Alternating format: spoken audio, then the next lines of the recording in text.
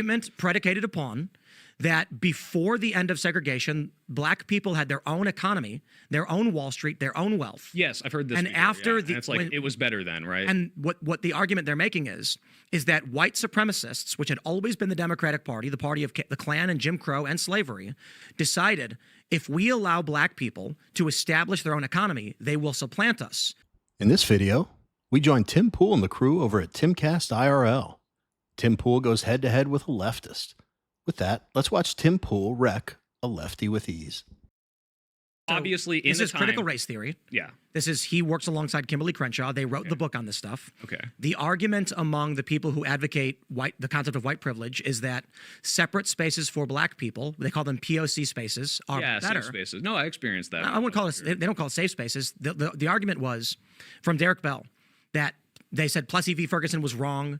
He says there should be black-only schools, there should be black-only businesses. Okay, this guy sounds like a radical racist person. I don't like this person. But this is what you're describing. This is critical race theory, the book. This is what the universities are teaching. Derek Bell is a prominent thought leader on this. I didn't learn this in DEI course. I literally took gender studies. I didn't learn about Derek Bell, maybe, but I don't think this is what's like the universal university. First of all, the fact that I am familiar with so many college people and no one has told me this before. I'm not saying this isn't real, by the way. But you haven't studied critical race theory. No, I'm saying this is not like the universally applied theory to most of these places where like, yeah, we need to segregate society. How much time have you spent in the black community? A lot, actually. So during the Ferguson riots, for instance, and the Baltimore riots, they were circulating a letter, the teachings of Derek Bell, advocating for a black-only community space. In fact, I think a black-only community space is different from 1960s segregation, though. The argument predicated upon that before the end of segregation, black people had their own economy, their own Wall Street, their own wealth. Yes, I've heard this. And before, after and it's like it was better then, right? And what the argument they're making is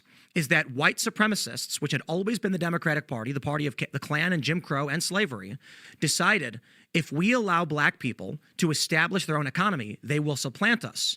What we need to do while they're still weak, force them by law to integrate with us so that our institutions will be over them. Okay, interesting. That is the critical race theory view of what the end of segregation was. It was a ploy to subvert the black excellence kind of movement. Like they would have done better on their own. However you want to describe it, the point was, the question asked by these critical race theorists, these black community leaders, is why did the Democrats do a 180 in a matter of 4 years? The Southern strategy. That some people try to make the argument that they were trying to win, but that doesn't change how an entire block of racists suddenly were not racist anymore. Well, we're talking about racists become unracist, or did the politicians themselves? Yes, they didn't like Robert Byrd. They didn't evaporate from the political landscape. They just all of a sudden said, you know what? We agree. We're not racist anymore. Okay, sure. If the argument is that, I'm not saying they're right. I'm saying that's the critical race theory argument. Sure. It seems kind of like a weird conspiracy theory, but the whole point I'm trying to bring up. Conspiracy theory? He literally just told you what the manual for critical race theory is by Derek Bell. And yeah, what you like to call the Southern strategy is exactly what Tim described. The racist Democrats, which they still are terribly, that's why they project so much onto other people, were the party of the Klan, white supremacy, and they only wanted black people to integrate because they thought if they integrate with us, we don't let them have their own thing, then we can control them. It's gross. And the crazy thing is, while a lot of black Americans are waking up, and I'm not blaming black Americans or anyone, but they got duped by a bunch of racists to vote against their own interests for how many decades? And I think black American women voted at a 90% clip for the Democrat Party in the last election. That is crazy. You can't name another race in this country that votes like a monolith. I mean, it's getting broken up a little, but it's not like Republicans are even close to the majority of the black vote. Anyway, this is a long one. Let's get back to it. Is like, look, if we just talk about white privilege or privilege in general, you don't feel privilege. Like, I don't feel, if I was a 1960s white guy, I'm not like, oh boy, like there's no problems in my fucking life because I'm not, forced to go into the left door instead of the right door. And I don't have to walk I don't have white privilege at all. I'm mixed race. Well, hold on. I mean, do you agree that if we're accepting the concept of white privilege in the 60s, that you don't feel privilege if you did have it then? You don't feel like, oh, everything's better. You just don't have it worse, right?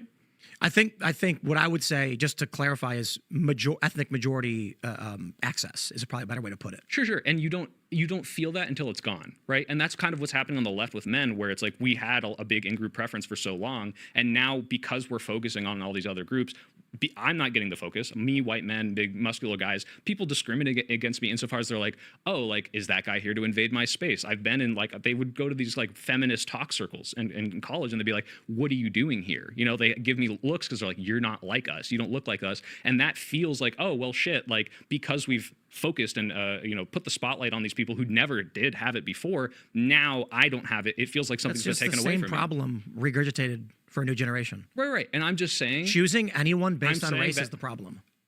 I'm saying that feels alienating, and I understand why men are not drawn to that, especially when the right offers them something like, hey, like, we're not doing that. And it's just as simple as that. The left is basically going like, hey, look at that problem. Let's do the exact same thing again. I think it happens sometimes, but I don't think it's the exact same thing. For example, like you talked about, if you have a black-only community space, I don't think that is the same thing. As much as I say you don't need to have that necessarily, like you can absolutely have white people working in a community towards the common goal, I don't think they're segregating them because they're like, oh, we hate white people, we don't want them there. It's because they specifically want to hyper-focus the conversation on people who understand the problem because they're from that community, and then spread those ideas to other places because it's not this exclusive segregating thing. Do you think it would be good if, like, we took a major city, say Chicago, and then made all the races live in race-specific areas? No, that they kind of do that already now. Actually, that's the point. Yeah, it kind of already. That's actually the structure naturally. The level of segregation as it exists now is actually greater than it was even in the '60s pre the outlawing. That might be neighborhood segregation, but we're talking about, hey, you can't go in the same bar. You right? Can't, yeah, but do you know? Hold on. Over the other. You're from San Francisco? Yeah. I gotta. I want to make this proposal to you, but I also I don't want to be responsible for your death. If you like watching videos like this one, like and subscribe. We'd really appreciate it. Let's get back to the video. I would. Are you telling me to go to a gay bar and I'll get... No. I'd like to bring you to K-Town. Okay. And see how long you last. Why would I be... I'll kill you. You'll just die because you're white.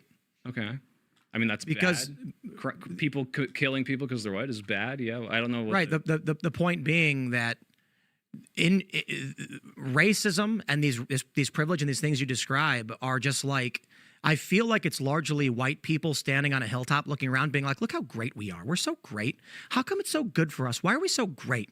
These poor minorities. And then like take a stroll through a black neighborhood in Chicago and see what happens. You know, to be fair, what does that do with whether or not like white Hyde people Park, have it super easier? nice. Is that not an indication? Because everyone is mad at white people all the time for no reason. Adjacent to the data you mentioned earlier about in-group versus out-group, there's data even showing how races rank each other. If you look at how white people rank themselves relative to other races, it's pretty much a straight line. If you look at how black people rank themselves, it's the first, every other race not so much, white people last. You need white boy magic. Same thing with Hispanics, same thing with Asians. They all like themselves the most and dislike white people the most. And so that creates a problem when you have these communities. Like you're saying, if you walk through, I know you mentioned in the car you were Jewish, but if you walk through and they identify you as a white guy, that's going to be a problem in these neighborhoods. And so why that is, I mean, do you really think that this education... Do you think if I said, stop, I'm Jewish, they wouldn't kill me? No, I don't think they understand sort of the problem there.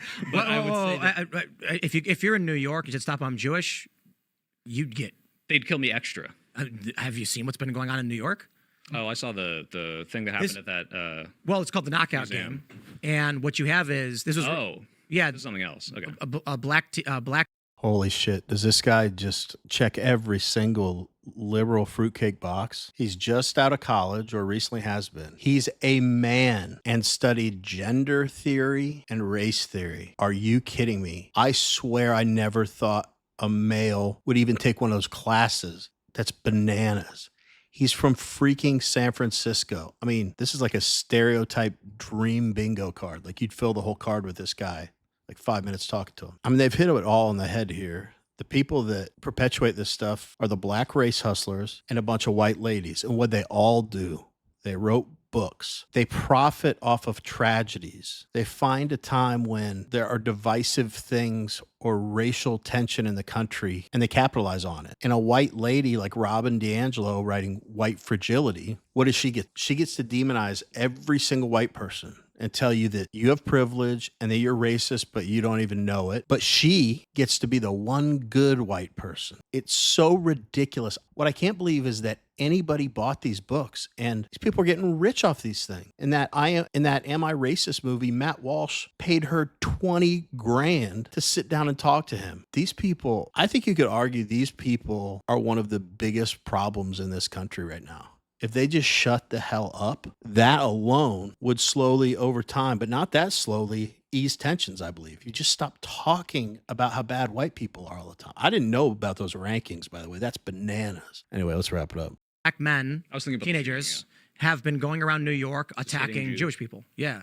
Wow. That's been going on for, I remember that was an Obama era thing as well. But the point I was trying to make there is if we can agree that, say, minorities are not getting the same access to education that white students are, which maybe I would disagree with, but let's pretend that's the case, then this education they're getting, which a lot of conservatives would say is making them hate America and all this stuff, isn't quite landing with them the same way. They're not getting A's on tests about all the evil white people who are mean to their grandparents, yet they're still doing things like the knockout Did game. you go to college? Like, is that what they're teaching? Because like, I literally took a gender studies class. They're not teaching you that white men are evil. Like, They still- one of the coolest things that they taught me in that was about, do you know COINTELPRO? Like that whole program, like the anti-civil rights, like FBI thing. Okay, so even better, they're not teaching that, but still the races are reporting these attitudes and how they feel about white people versus other races. And so what that would suggest is that, as Tim said, there is some sort of like anti-white cultural, maybe anti-majority cultural narrative that is predominant and that young people are recognizing and they are responding to. They are responding to other people's reaction towards their existence and they are moving away from that. Right. I agree with you completely. This guy's like acknowledging that the left pushes